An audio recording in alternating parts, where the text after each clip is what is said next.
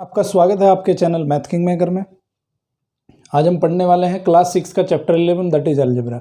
Algebra chapter बहुत ही difficult लगता है बच्चों को, जो क्लास 6 के बच्चे हैं उनको बहुत ही डिफ़िकल्ट लगता है, ठीक है। बट आज मैं यहाँ इसको बहुत ही ईजी आपके लिए बनाने वाला हूँ। सो लास्ट तक देखते रहिए इस चैप्टर को, बहुत ही इंटरेस्टिंग चैप्टर है। क्या पढ़ेंगे इसमें? वेरिएबल्स पढ़ेंगे और उसके एग्जाम्पल्स पढ़ेंगे। कुछ मैं आपको डे टू डे लाइफ के प्रैक्टिकल एग्जाम्पल पे बेस्ड आपको ये अलजेब्रा की जो क्लास है हमारी, वो अलजेब्रा की क्लास बिल्कुल प्रैक्टिकल वे में आपको समझाने वाला हूँ। तो लास्ट तक बने रहिए मेरे साथ। और चैनल आपका मैथ किंग मेकर है, ठीक है। और क्या पढ़ेंगे हम? वेरिएबल्स पढ़ेंगे, पैरामीटर, उसका वेरिएबल्स का जो प्रैक्टिकल यूज़ है उसके बारे में पढ़ेंगे। फिर एक्सप्रेशन, किसी अलजेब्रिक एक्सप्रेशन को कैसे हम लिखते हैं उसके बारे में पढ़ेंगे, और उसको कैसे हम इंटरप्रेट करते हैं अलजेब्रिक एक्सप्रेशन को, उसके बारे में हम यहाँ पढ़ने वाले हैं, ठीक है। तो सबसे पहले एक पैटर्न हम देख लेते हैं। जैसे मान लेते हैं कि आपके पास मैच स्टिक है और मैच स्टिक से आपको टी बनाना है, मान लेते हैं, ठीक है। पहले हम टी बना लेते हैं। तो टी के लिए कितने मैच स्टिक चाहिए? देखो, एक मैच स्टिक से आपने ऐसे रखा और दूसरी मैच स्टिक को आपने ऐसे बनाया, ठीक है।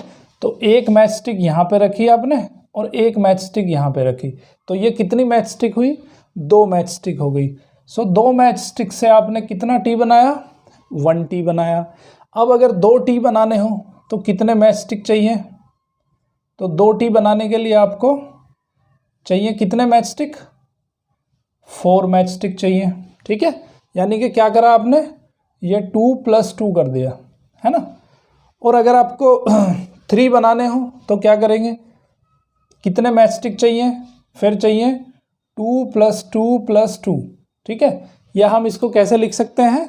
इसको हम ऐसे भी लिख सकते हैं 2 × 2 और या 3 × 2, ठीक है। एक मैच स्टिक बनाने के लिए, एक टी बनाने के लिए आपको 2 मैच स्टिक चाहिए। सो 2 टी बनाने के लिए 2 मैच स्टिक चाहिए।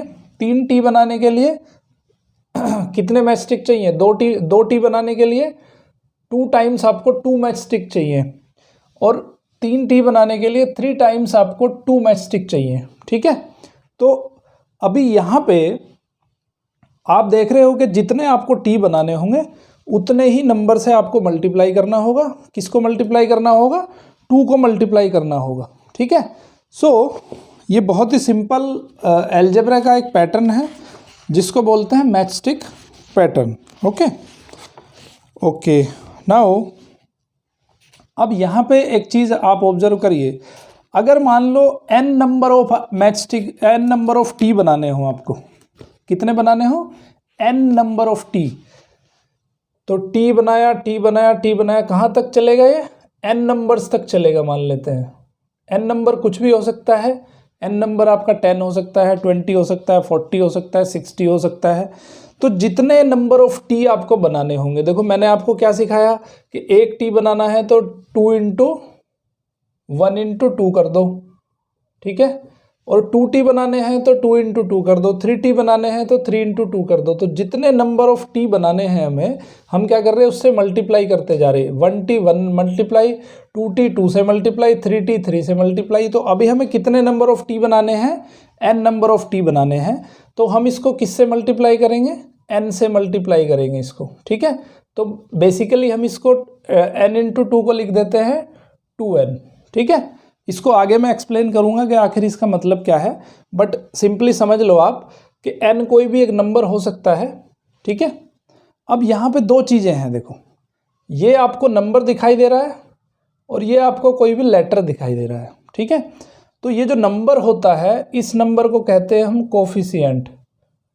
इस नंबर को क्या कहते हैं हम? कोफिशिएंट कहते हैं, या कांस्टेंट भी कह सकते हो, ठीक है। और ये जो n होता है, जो यहाँ पे अलजेब्रिक लेटर जो लिखा होता है, उसको बोलते हैं हम वेरिएबल। वेरिएबल का मतलब क्या है? कि इसकी वैल्यू जो है वो फिक्स नहीं होती है, वैल्यू इसकी चेंज होती रहती है। n की वैल्यू 1 रखोगे तो यहाँ पे आंसर कुछ और अब बन जाएगा।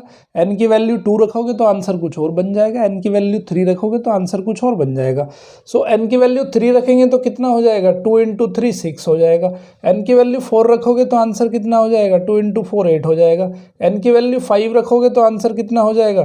2 × 5 = 10 हो जाएगा, ठीक है। So this is the pattern by which you can find out number of match stick कितना हमें चाहिए किसी फिगर को बनाने के लिए, ठीक है।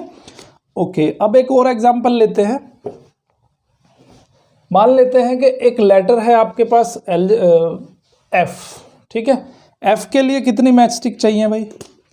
एफ के लिए एक तो ये हो गई, ठीक है, एक ये हो गई, 2 और ये हो गई 3। तो कितनी मैच स्टिक हो गई आपकी? टोटल 3 मैच स्टिक हो गई।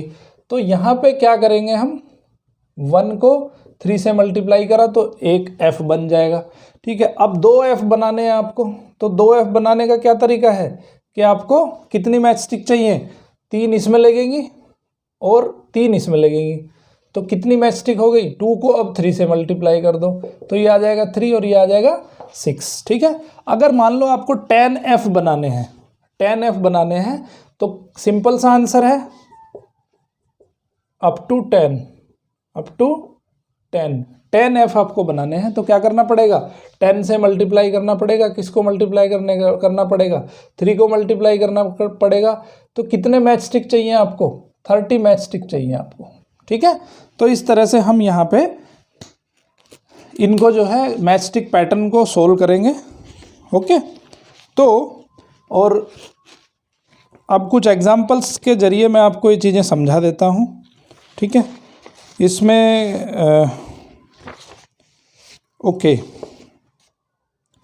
और दूसरी एक चीज़ और है, यहाँ पे आपको कंफ्यूज नहीं होना है। जैसे मैंने आपको क्या बताया, मैंने आपको जैसे 2n लिखा, एक 2n और n+2 दोनों में डिफरेंस है, दोनों जो है डिफरेंस है। डिफरेंस क्या है कि यहाँ पे n का मल्टीप्लाई 2 के साथ हो रहा है, तो इसको मैं लिख सकता हूँ 2 × n, और इसका मतलब है कि n जो है 2 के साथ ऐड हो रहा है। अब इसका एक एग्जाम्पल हम देख लेते हैं कि दोनों में आखिर क्या डिफरेंस है। अगर n की वैल्यू हम डिफरेंट रखते हैं तो दोनों एक्सप्रेशन की वैल्यू कैसे डिफरेंट हो जाती है। n = 1 रखो तो ये एक्सप्रेशन क्या हो जाएगा? 2 × 1 दैट इज़ 2, और ये एक्सप्रेशन क्या हो जाएगा? 1 रखेंगे तो 1 + 2 = 3। तो देखो ये 2n और n+2 दोनों डिफरेंट होते हैं, तो उससे कंफ्यूज नहीं होना है, ठीक है। कन्फ्यूजन क्रिएट नहीं करना है यहाँ पे। यहाँ n मल्टीप्लाई है 2 के साथ और यहाँ n एडिशन हो रहा है उसका 2 के साथ, ठीक है। तो इससे कंफ्यूज नहीं होना है। आपकी एक्सरसाइज नंबर 11.1 ईजिली कर लोगे आप। उसमें कुछ पैटर्न्स दिए हैं और पैटर्न्स पे बेस्ड आपको जो है क्वेश्चन करना है। जैसे मैंने अभी आपको पैटर्न्स लिख के दिखाए, ठीक है। ओके, अब इसका वेरिएबल का आखिर क्या यूज़ है हमारी डे टू डे लाइफ में या मैथमेटिक्स में, क्या यूज़ है इसका वेरिएबल का? तो बहुत बड़ा यूज़ है इसका। जैसे आपने पढ़ा था स्क्वायर का, अभी पिछले चैप्टर में हम पढ़ चुके हैं मेंसुरेशन में। तो मेंसुरेशन में हमने क्या पढ़ा था कि अगर कोई स्क्वायर लिया हमने, ये ABCD को स्क्वायर है और इसका जो साइड है मान लेते हैं A है। स्क्वायर की क्या खास बात होती है? Each and every angle is 90 degree and each and every side is equal, that is A। तो सारी की सारी साइड इसकी क्या होंगी? A हो जाएंगी, ओके। ये भी A हो जाएगी, ये भी हो जाएगी। तो अभी लास्ट चैप्टर में हम पढ़ चुके हैं इसका पेरीमीटर।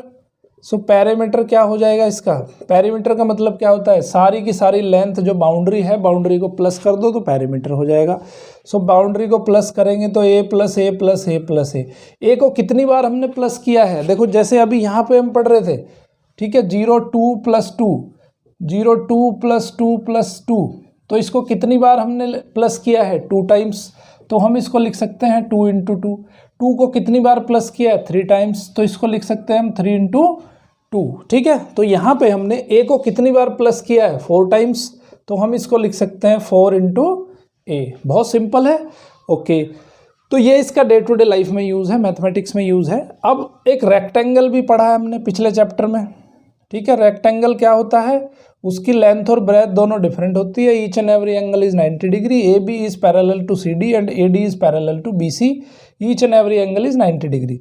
तो अगर ये लेंथ है इसकी, ये इसकी ब्रेथ है, तो यहाँ पे ये भी लेंथ होगी और ये भी ब्रेथ होगी। ये दोनों साइड एक दूसरे के इक्वल होती हैं। तो अब इसका पेरीमीटर अगर हमें निकालना है तो पेरीमीटर कैसे निकालेंगे? सबको ऐड कर देंगे, है ना।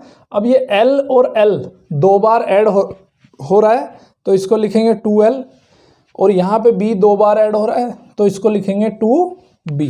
तो ये इसका बेसिक यूज़ है, ठीक है, एल्जेब्रिक एक्सप्रेशन का या एल्जेब्रा का बेसिक यूज़ इसका जो है हमारा प्रैक्टिकल ज्योमेट्री में है, पेरीमीटर ऑफ स्क्वायर निकालने में और पेरीमीटर ऑफ रेक्टेंगल निकालने में, ठीक है।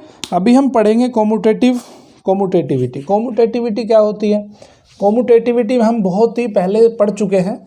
कोमुटेटिविटी का मतलब होता है कि दो नंबर को अगर हम उनके ऑर्डर से रिप्लेस कर दें, मतलब जैसे हम मान लो लिख रहे हैं 3 + 2 और एक लिखा हमने 2 + 3, तो क्या दोनों में कोई फ़र्क है? क्या दोनों का आंसर डिफरेंट आएगा? बिल्कुल नहीं आएगा। इसका भी 5 आएगा, इसका भी 5 आएगा। इसका मतलब नंबर्स जो हैं वो कोमुटेटिविटी को फॉलो करते हैं। तो क्या वेरिएबल्स कोमुटेटिविटी को फॉलो करते हैं? देखो, अगर मैं लिखूं x + y और एक लिखा मैंने y + x, दोनों को रिप्लेस कर दिया एक दूसरे से, तो क्या इनकी डिफरेंट वैल्यू आएगी? देख लेते हैं एक बार। x की वैल्यू मान लेते हैं 1 रखें और y की वैल्यू मान लेते हैं 2 रख देते हैं, तो क्या देख लेते हैं वैल्यू डिफरेंट आती है? x की वैल्यू 1 + 2 कितना आया? 3 आया। y की वैल्यू 2 और x की वैल्यू 1 कितना आया? 3 आया, ठीक है। तो इसका मतलब क्या है? इसका मतलब ये है कि जो आपके जो वेरिएबल्स होते हैं वो कोमुटेटिविटी को फॉलो करते हैं, ठीक है। और ऑपरेशन कौन सा लगा है यहाँ पे? एडिशन है। तो एल्जेब्रिक जो आपके वेरिएबल हैं, सो वेरिएबल्स फॉलो कोमुटेटिविटी ऑफ एडिशन, या कुछ लोग इसको एडिटिव कोमुटेटिविटी भी बोल देते हैं, ठीक है। तो वेरिएबल्स फॉलो कोमुटेटिविटी ऑफ एडिशन। अब देखते हैं कि क्या ये मल्टीप्लिकेशन के लिए भी कोमुटेटिविटी फॉलो करते हैं। बिल्कुल, देख लेते हैं एक बार। तो अब हम मल्टीप्लिकेशन के लिए कोमुटेटिविटी चेक कर लेते हैं। मल्टीप्लिकेशन, जैसे हमने x और y को मल्टीप्लाई किया और हमने यहाँ पे y और x को मल्टीप्लाई किया, ठीक है। तो देख लेते हैं कि दोनों की वैल्यू क्या डिफरेंट आएगी। x की वैल्यू 1 रखो, y की वैल्यू 2 रखो, तो 1 × 2 कितना आया? 2 आया। और 2 × 1 कितना आया? 2 आया। इसका मतलब आंसर में कोई डिफरेंस नहीं है। आंसर में कोई डिफरेंस नहीं है तो जो वेरिएबल्स होते हैं they also follow the multiplicative commutativity, ठीक है। ये चीज़ आपको याद रखनी है, ओके। उसके बाद पढ़ेंगे हम डिस्ट्रीब्यूटिविटी ऑफ नंबर्स।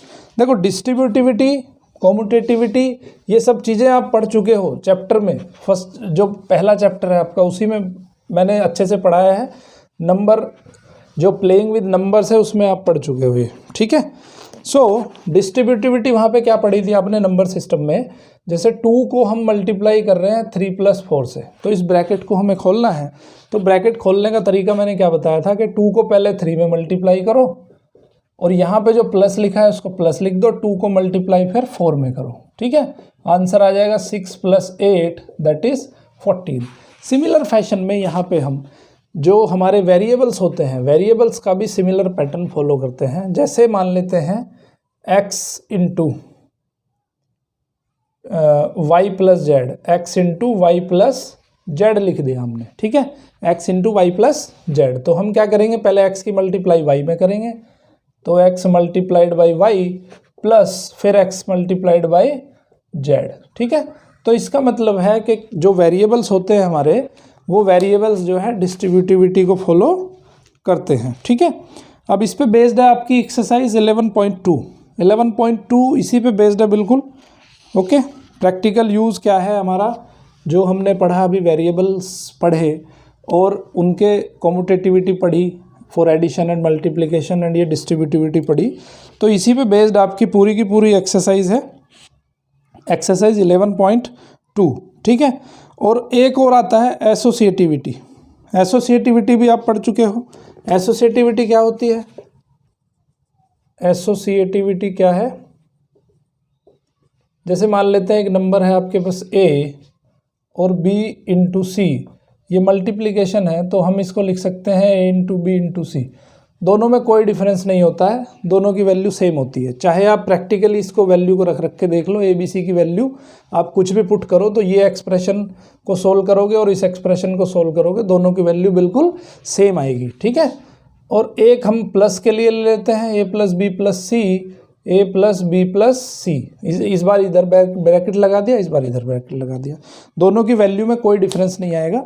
आप प्रैक्टिकली इसकी वैल्यूज़ पुट करके देख सकते हो। अब हो जाएगी आपकी एक्सरसाइज 11.2। 11.2 करने के बाद में अभी हमें आना है नेक्स्ट टॉपिक पे, बट नेक्स्ट टॉपिक पे तभी जाओ जब आप ये पूरी एक्सरसाइज कंप्लीट कर लेते हो, ठीक है। कोई डाउट आते हैं आपको तो कमेंट बॉक्स में जाके कमेंट कर सकते हैं, अपने डाउट पूछ सकते हैं। ओके, अभी हम पढ़ेंगे एक्सप्रेशंस विद वेरिएबल। अब एक्सप्रेशन को वेरिएबल के साथ लिखना है हमें। जैसे मान लेते हैं y + 5, ये वेरिएबल है और ये हमारा कांस्टेंट टर्म है, ठीक है। दो चीज़ों से बनके एक्सप्रेशन बनता है। जो एल्जेब्रिक एक्सप्रेशन है वो दो चीज़ों से मिलके बनता है, ठीक है। पहला होता है वेरिएबल और दूसरा होता है कांस्टेंट। तो कांस्टेंट क्या है? आपका नंबर है, और वेरिएबल है आपका लेटर, ठीक है। वेरिएबल कोई भी लेटर हो सकता है और कांस्टेंट आपका नंबर रहेगा। तो यहाँ पे आप क्या देख रहे हो कि y + 5, यहाँ पे बीच में कोई भी सिंबल लगा होगा, प्लस माइनस मल्टीप्लिकेशन डिवीजन। तो y यहाँ पे क्या है? y है यहाँ पे वेरिएबल और 5 है यहाँ पे कांस्टेंट, ओके। तो दो चीज़ें हैं यहाँ पे। तो अब इसको पूरे को मिला के हम क्या कहते हैं? इसको कहते हैं एल्जेब्रिक एक्सप्रेशन। इसका पूरे का नाम क्या है? Algebraic expression. So algebraic expression is made up of variable and constant. Only इसमें कांस्टेंट भी हो सकता है, ओनली इसमें वेरिएबल भी हो सकता है। जरूरी नहीं है कि y + 5 लिखा हो, अकेला y लिखा है तो ये भी एक एल्जेब्रिक एक्सप्रेशन है, ठीक है। ओके, अब इसका मतलब क्या है? अब इसका मतलब ये है कि y में जो है 5 एडेड है, तो इसका मतलब है कि 5 इज एडेड विद y, ठीक है। इसको हमें ऐसे लिखना है। इस एक्सप्रेशन को हम ऐसे लिख सकते हैं, या इसका मीनिंग ये है, अगर मैं लिखूं 5y तो इसका मतलब क्या है कि 5 इज मल्टीप्लाइड बाय y, या y इज मल्टीप्लाइड बाय 5, दोनों में से कोई भी लिख सकते हो। अगर लिखा है y - 5 तो इसको कैसे लिखोगे? 5 इज सब्सट्रैक्टेड फ्रॉम y। 5 जो है y से सब्सट्रैक्ट किया गया है, ठीक है। अगर ये लिखोगे 5 - y तो इसका मतलब क्या है कि y इज सब्सट्रैक्टेड फ्रॉम 5, ठीक है। समझ गए बात?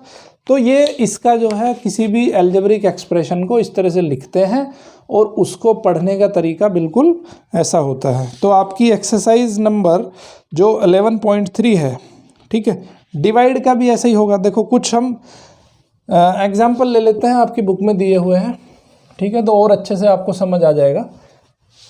अगर आपको एल्जेब्रिक एक्सप्रेशन दिया है तो उसको वर्ड्स में कैसे लिखना है, अगर वर्ड्स में कुछ लिखा है तो उसको एल्जेब्रिक एक्सप्रेशन में कैसे लिखते हैं, ठीक है। ओके, मान लेते हैं 3x + 2 लिखा है, तो इसका मतलब क्या है? इसका मतलब है कि x is multiplied by 3 and added with 2, ठीक है। तो इसका मतलब है कि x is multiplied by 3 and added by 2, ठीक है।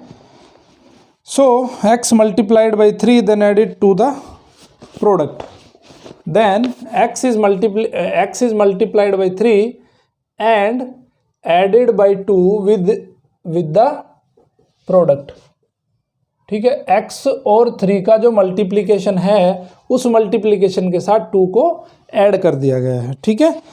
अब हम एक वर्ड्स में मैं लिखता हूँ और उसको हमें एल्जेब्रिक एक्सप्रेशन में कन्वर्ट करना है। मान लेते हैं ये लिखा है n multiplied by 2 and 1 subtracted from the product, ठीक है।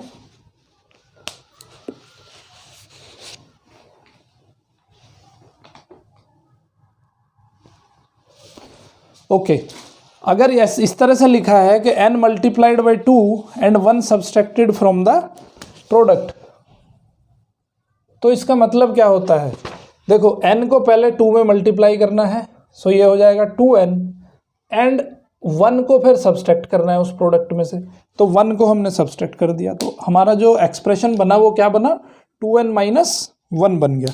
तो इसी पे बेस्ड आपकी की पूरी एक्सरसाइज 11.3 है।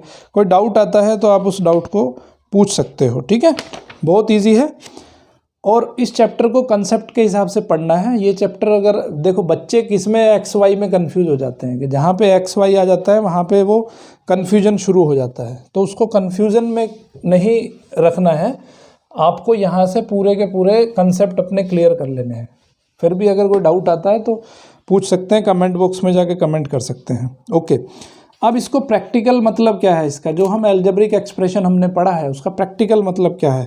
देखो अगर हम ऐसा लिखें कि Sarita has 10 rupees more than Amina, Amina से सरिता के पास 10 रुपीज़ मोर हैं, तो अगर हम अमीना के पास मान लेते हैं x रुपीज़ हैं, तो सरिता के पास कितने होंगे, x से 10 ज़्यादा, तो सरिता के पास हो जाएंगे कितने, x प्लस 10। भाई x तो अमीना के पास है और सरिता के पास कितने हैं, उससे 10 ज़्यादा है, तो हम इसको लिख सकते हैं x प्लस 10। तो सरिता के पास कितने हुए, x प्लस 10 हुए, ठीक है।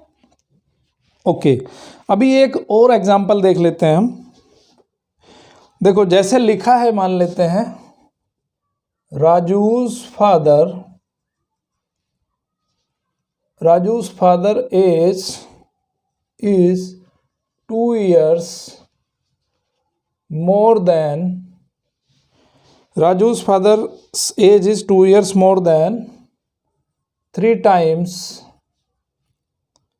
राजू's एज, ठीक है। राजू के जो फादर की एज है वो 2 years मोर देन 3 टाइम्स राजू's एज। तो मान लेते हैं कि राजू की एज कितनी है, x है, तो राजू की एज अगर x है तो उसका 3 टाइम्स कर देते हैं, x का कितना 3 टाइम्स कर देते हैं, मतलब कितना हो जाएगा 3x हो जाएगा, और उसमें 2 years मोर 2 उसमें ऐड कर देते हैं, तो ये एज किसकी बन जाएगी, ये एज बन जाएगी राजू's फादर, राजू के फादर की एज बन जाएगी, ठीक है। तो इस तरह से हम इन एल्जेब्रिक एक्सप्रेशन को पढ़ते हैं। एल्जेब्रिक एक्सप्रेशन को हम इस तरह से लिख सकते हैं, इस तरह से इंटरप्रेट कर सकते हैं। एक्सरसाइज नंबर 11.4 आपकी इसी पे बेस्ड है पूरी की पूरी। आपको स्टेटमेंट पढ़ने हैं और स्टेटमेंट पढ़ने के बाद में आपको एल्जेब्रिक एक्सप्रेशन में उसको कन्वर्ट करना है, ठीक है। देखो इतनी बड़ी लाइन है, इतनी बड़ी लाइन को हमने इस छोटे से एक्सप्रेशन में कन्वर्ट कर दिया, ठीक है। हायर क्लासेस में पढ़ोगे आप कि ये एक्सप्रेशंस का यूज़ क्या है, ठीक है। हायर क्लासेस आप 8th 7th में पढ़ोगे कि आखिर इसका यूज़ क्या है। अभी हम यहाँ पे पढ़ेंगे सिंपल इक्वेशन पढ़ेंगे हम यहाँ पे, ठीक है। एक्सरसाइज नंबर 11.4 आपकी कंप्लीट हो गई। कंप्लीट करने के बाद आपको ये लेक्चर आगे देखना है, कंप्लीट नहीं हो तो इस लेक्चर को आगे नहीं देखना है, ठीक है। अब इस लेक्चर को अभी आप देख रहे हो, इसका मतलब है कि आपकी ये एक्सरसाइज कंप्लीट हो चुकी है। तो अभी हम पढ़ेंगे इक्वेशंस के बारे में। इक्वेशन का मतलब क्या होता है, देखो इक्वेशन का मतलब है कि यहाँ पे एक तो इक्वल टू का सिंबल होगा और लेफ्ट साइड में कुछ लिखा होगा और राइट साइड में कुछ लिखा होगा, ठीक है। इसको बोलते हैं हम इक्वेशन। जब दो चीज़ें एक दूसरे के इक्वल हो जाती हैं तो उसको हम इस सिंबल से लिखते हैं, ठीक है। जैसे हम लिखते हैं 3 = 3, तो इसका मतलब क्या है कि left side is equal to the right side, तो उसको बोलते हैं हम इक्वेशन। अब यहाँ पे हम इसको थोड़ा सा कोरिलेट कर लेते हैं अपने एल्जेब्रिक एक्सप्रेशन से। मान लेते हैं कि हम लिख देते हैं किसी एल्जेब्रिक एक्सप्रेशन को कि x + 3 = 5। तो यहाँ पे क्या है कि एक तरफ एल्जेब्रिक एक्सप्रेशन लिखा है, दूसरी तरफ कांस्टेंट लिखा है। तो इसमें कोई ऐसा ज़रूरी नहीं है कि यहाँ पे एल्जेब्रिक एक्सप्रेशन है तो यहाँ पे एल्जेब्रिक एक्सप्रेशन नहीं हो सकता है। तो यहाँ पे क्या होगा आपका, एक इधर एल्जेब्रिक एक्सप्रेशन होगा, अकेले 5 को भी हम एल्जेब्रिक एक्सप्रेशन कह सकते हैं। तो एक यहाँ पे एल्जेब्रिक एक्सप्रेशन होगा लेफ्ट साइड में, और एक जो है इक्वल टू लगा के एक एल्जेब्रिक एक्सप्रेशन हमने यहाँ पे लिखा होगा, ठीक है। तो ये इसका तरीका है, इक्वेशन का मतलब ये होता है। लेफ्ट साइड में कुछ एल्जेब्रिक एक्सप्रेशन होगा, राइट साइड में कुछ एल्जेब्रिक एक्सप्रेशन होगा, बीच में इक्वल टू का सिंबल लगा होगा। ओके, तो that is known as the equation, इसको कहते हैं हम इक्वेशन। अब हम इसको सोल्व करना सीखेंगे यहाँ पे कि इक्वेशंस को सोल्व कैसे करना है। ठीक है, बहुत इंपॉर्टेंट चीज़ है और बहुत बार एग्जाम में पूछा जाता है। तो यहाँ पे कुछ बेसिक कंसेप्ट हैं आपके, जो सॉल्यूशन नंबर सिस्टम में जो आपके कंसेप्ट हैं वो सेम कंसेप्ट यहाँ पे फॉलो होते हैं। जब हमने सॉल्यूशन करा था, देखो मान लेते हैं कि कोई मैं एक एग्जांपल लेके आपको दिखा देता हूँ, सारे उसमें कवर कर दूंगा। 3x - 5 = 4 मान लेते हैं कि ये एक इक्वेशन है आपके पास। तो इसमें कुछ रूल्स होते हैं। रूल्स क्या होते हैं कि कभी भी अगर आप किसी भी चीज़ को लेफ्ट से राइट में या राइट से लेफ्ट में शिफ्ट करोगे, मतलब इक्वल टू के इधर लेफ्ट में कोई चीज़ है उसको आप उठा के राइट साइड में लेके जा रहे हो, तो अगर यहाँ पे प्लस है तो उधर जाके माइनस हो जाएगी, अगर इधर माइनस है तो उधर जाके प्लस हो जाएगी, और अगर यहाँ पे मल्टीप्लाई में है तो उधर जाके डिवाइड हो जाएगी, और अगर यहाँ पे डिवाइड में है तो उधर जाके मल्टीप्लाई हो जाएगी। ठीक है, इक्वल टू के उधर कभी भी अगर आप शिफ्टिंग करोगे तो उस शिफ्टिंग में ये इफेक्ट पड़ेगा, प्लस माइनस बन जाएगा, माइनस प्लस बन जाएगा, मल्टीप्लाई डिवाइड हो जाएगा और डिवाइड मल्टीप्लाई हो जाएगा। तो अभी यहाँ पे इक्वेशन सोल्व करने का तरीका क्या है? तरीका पहला, स्टेप 1 क्या है हमारा? स्टेप 1 में हमें क्या करना है, देखो अब अभी इधर आप एल्जेब्रिक एक्सप्रेशन देख रहे हो विद वेरिएबल, इधर आप एल्जेब्रिक एक्सप्रेशन देख रहे हो विदाउट वेरिएबल। तो हमें क्या करना है, हमें वेरिएबल को सेपरेट करना है और वेरिएबल को इक्वल टू में करना है आपके कांस्टेंट्स के। ठीक है, कांस्टेंट सब एक तरफ ले जाओ और वेरिएबल सब एक तरफ रखेंगे। तो यहाँ पे कांस्टेंट टर्म क्या है? -5 है, तो इस -5 को उधर लेके चले जाएंगे। तो मैंने क्या बताया आपको, ये -5 है, उधर जाके क्या हो जाएगा, minus will be converted into plus. तो 4 + 5, 4 + 5 कितना हो गया? 9 हो गया। तो अभी क्या आ गया? 3x = 9 आ गया। अब देखो हमें x की वैल्यू फाइंड करनी है खाली, तो ये 3 इसके साथ यहाँ पे मल्टीप्लाई हो रहा है, तो मैंने क्या बताया कि मल्टीप्लाई हो रहा है तो उधर जाके डिवाइड हो जाएगा। तो x = 9 / 3, तो आंसर आ गया आपका 3। समझ में आई बात? ओके, अभी 2-4 एग्जाम्पल और लेंगे तो और आपका कंसेप्ट क्लियर हो जाएगा। ओके, एक एग्जाम्पल और देख लेते हैं। मान लेते हैं 3x - 5 = x + 7। ठीक है, 3x - 5 = x + 7। तो हमने क्या करना है कि वेरिएबल्स को एक तरफ लेके आना है और कांस्टेंट टर्म को एक तरफ लेके आना है। तो वेरिएबल कौन कौन सा? एक तो 3x है और x है। तो अब ये x इधर प्लस में है तो इधर आके माइनस हो जाएगा, और -5 उधर जाके प्लस में कन्वर्ट हो जाएगा। तो 3x - x = 7 + 5। 3x - x, देखो 3x थे उसमें से एक x को घटा देंगे, तो 3x में से 1x जब माइनस हो जाएगा तो कितने x बचेंगे? 2x। और जब भी हम इक्वेशंस को आगे लिखते हैं तो यहाँ पे इस तरह का एक सिंबल लगाते हैं। ठीक है, 2 एरो लगा के इस तरह का एक सिंबल लगाते हैं, इसको बोलते हैं इम्प्लाइज दैट, इसको कहते हैं हम इम्प्लाइज दैट। ठीक है, इसका मतलब है कि अगर ये ट्रू है तो ये भी ट्रू है। ठीक है, तो कभी भी जब इक्वेशन का ये इक्वल टू का सिंबल बीच में आता है तो यहाँ पे हम इम्प्लाइज दैट का सिंबल लगा देते हैं। 3x - x 2x हो गया, 7 + 5 हो गया 12। अब ये इधर मल्टीप्लाई में है, 2 उधर जाके डिवाइड में हो जाएगा, तो x = 12/2 दैट इज 6। तो इस तरह से आंसर हमें निकालना है, इस तरह से हमें इक्वेशंस को सोल्व करना है। बहुत सिंपल है। एक्सरसाइज नंबर 11.5 आपकी टोटल इसी पे बेस्ड है और बहुत इजीली आप इसके क्वेश्चंस कर सकते हो। ठीक है, बहुत सिंपल एक्सरसाइज है। ओके, तो इस तरह से यहाँ पे आपका ये चैप्टर कंप्लीट होता है, अलजेब्रिक एक्सप्रेशन। इस चैप्टर को लेके अगर आपके कोई भी सजेशन है या कोई भी आपके डाउट हैं तो कमेंट बॉक्स में जाके ज़रूर कमेंट करिए, और इस चैनल को ज़रूर सब्सक्राइब करिए और दूसरे लोगों तक भी इस चैनल को मैक्सिमम लोगों तक पहुँचाने की कोशिश करें। Thank you very much. देखते रहिए मैथ किंग मेकर।